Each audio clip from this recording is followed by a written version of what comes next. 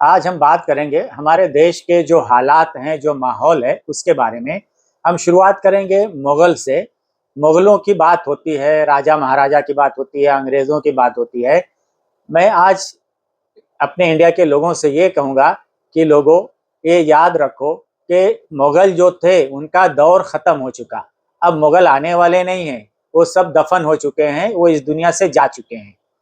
मुगलों के बाद जो राजा महाराजा थे, उनका भी दौर खत्म हो चुका है। अब कोई राजा महाराजा, कोई रानी नहीं आने वाली है इस देश में। उसके बाद जो दौर था, अंग्रेजों का दौर था। हमारे पुरखों ने अंग्रेजों को भी यहाँ से भगा दिया। अंग्रेजों का भी दौर खत्म हो चुका है। लेकिन बड़े अफसोस के साथ एक कहना पड़ता है कि अंग्रेजों के जो चेले थे और अंग्रेजों की जो पॉलिसी थी, लड़ाओ, शासन करो, हुकूमत करो, सरकार चलाओ, ये अंग्रेजों की पॉलिसी थी। बड़े अफसोस के साथ कहना पड़ता है कि हमारे देश से अंग्रेज तो चले गए, हमारे पुरखों ने अंग्रेजों को तो यहाँ से भगा दिया, लेकिन हमारे देश की धरती पे अंग्रेजों के जो चेले थे आज भी हैं। और आज उन्हीं अंग्रेजों के चेलों की सरकारें भी बहुत सारे स्टेट में, हमारे देश में हैं। केंद्र में भी जो अंग्रेजों के चेले थे, आज उन्हीं की सरकार केंद्र में भी है।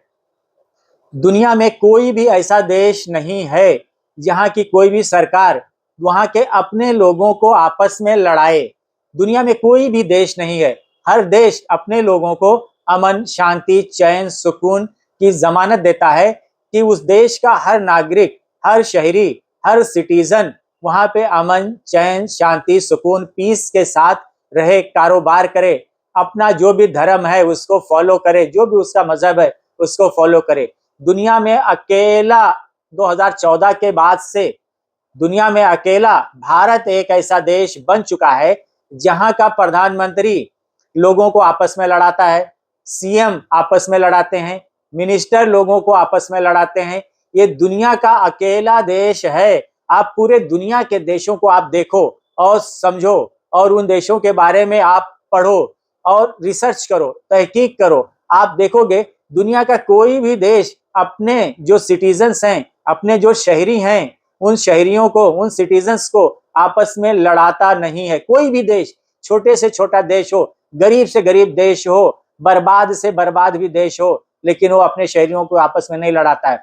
दुनिया में अकेला देश है इंडिया, जो कि 2014 के बाद से जो फिरका परस्तों की सरकार आई है, जो अंग्रेजों के चेले थे, जिनके पुरखे अंग्रेजों की जो है चेलागिरी करते थे और अंग्रेजों को माफीनामा लिखते थे, हलफनामा देते थे कि हम तुमसे वफादारी दिखाएंगे, तुम्हारे लिए हम काम करेंगे। आज उन्हीं फिरका परस्तों की सरकारें हैं हमारे देश में, और वही अंग्रेजों के जो चेले हैं, वही हमारे देश में आपस के लोगों को, एक दूसरे को लड़ा रहे हैं और अपनी सरकार चला रहे हैं। जैसे अंग्रेजों का जो पॉलिसी था, क्या लड़ाओ और हुकूमत करो, सेम उसी रास्ते पे आज की मौजूदा सरकारें फिरका परस्तों की जा रही हैं।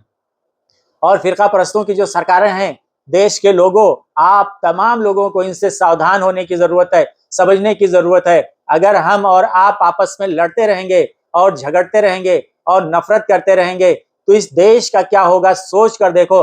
हमारे पुरखों ने जो अंग्रेजों से लड़ाई लड़ी थी, इसीलिए नहीं लड़े थे, इसीलिए हमको आजादी नहीं दिलाई थी कि हम लड़ेंगे आपस में हम झगड़ा करेंगे, हम एक दूसरे के खून के प्यासे हो जाएंगे। हमारे पुरखों ने अंग्रेजों को इसके लिए हमारे देश से नहीं भगाया था, बिल्कुल भी नहीं भगाया था। इसलिए हमारे देश को आजादी जो दिलाई थी, हमारे पुरखों ने इसलिए दिलाई थी कि इस देश के जो रहने वाले लोग हैं और यहाँ की जो अलग अलग कल्चर है और यहाँ के बहुत सारी जो सकाफत है, ये सब अलग अलग धर्म के, जात के, कल्चर के लोग हैं, मानने वाले, सब मिलजुल कर रहते हैं। और यहाँ पे जो गंगा जमनी तहजीब है, उस तहजीब को उन लोगों ने बचाया था, और उसी तहजीब को आज हमको बचाने की जरूरत है।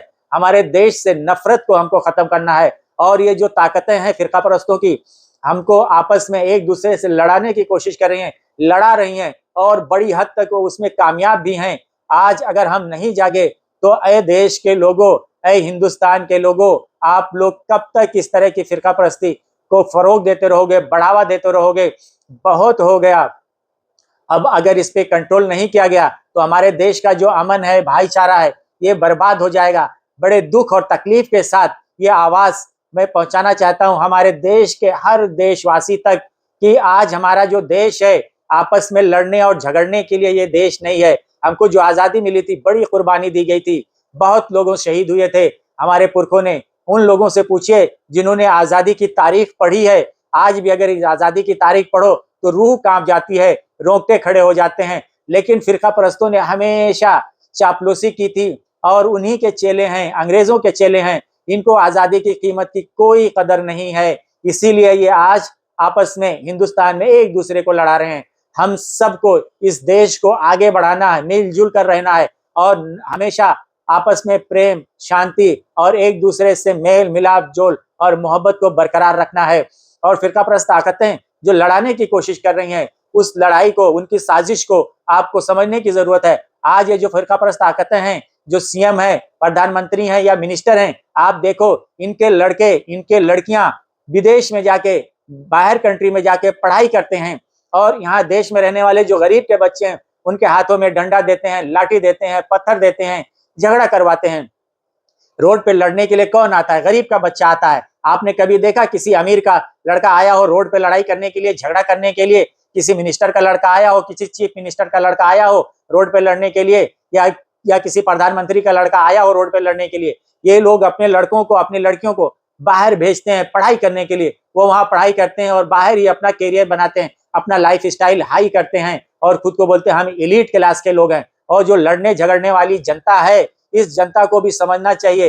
होशियार हो जाओ देश के लोगों, इनके बहकावे में आने की जरूरत नहीं है। आज हमारे देश के लोगों को नौकरी की जरूरत है, रोजगार की जरूरत है, सेहत की जरूरत है, हेल्थ की जरूरत है, एजुकेशन की जरूरत है, रोजगार की जरूरत है, लड़कियों के एजुकेशन की जरूरत है। आज जो महिलाएं हैं, जो गरीब हैं, उनकी कैसे आमदनी बढ़े उस पर काम करने की जरूरत है। आज हमारे देश का जो पर हेड आमदनी है उसको बढ़ाने की जरूरत है। हमारे देश में जो गरीबी है उसको कम करने की जरूरत है। हमारे देश का जो प्रधानमंत्री है दोस्तों, 110 कंट्री का घूम चुके हैं, 110 कंट्री, और 110 कंट्री से ज्यादा घूम चुके हैं जब से आए हैं 2014 से। और क्या किया? 110 कंट्री घूमने में अरबों खरबों रुपया खर्च कर डाला है, बर्बाद कर डाला है। अगर वही पैसा जो इन्होंने घूमने फिरने में खर्चा किया है, घूमने फिरने में, देश विदेश की यात्रा करने में खर्चा किया है, अगर वही पैसा देश में खर्चा करके देश के गरीबों के लिए खर्चा करते, या देश में हॉस्पिटल बनाते, मेडिकल कॉलेज बनाते, इंजीनियरिंग कॉलेज बनाते, तो बहुत सारे, कम से कम 110 इंजीनियरिंग कॉलेज, मेडिकल कॉलेज और कैंसर हॉस्पिटल बन सकते थे जहां देश की जनता का इलाज हो जाता था। ऐ देश के लोगों, आप लोगों को समझने की जरूरत है कि आज जो हमारे देश में फिरका परस्ती का बोलबाला हो रहा है, इससे आपको बचने की जरूरत है और इनसे दूरी बनाने की जरूरत है और इस तरह की ताकतों को नकारने की जरूरत है, रिजेक्ट करने की जरूरत है। जब तक आप इस तरह की ताकतों को रिजेक्ट नहीं करोगे, देश को बर्बादी से कोई नहीं बचा सकता। खुदा खैर करे हमारे इस देश का।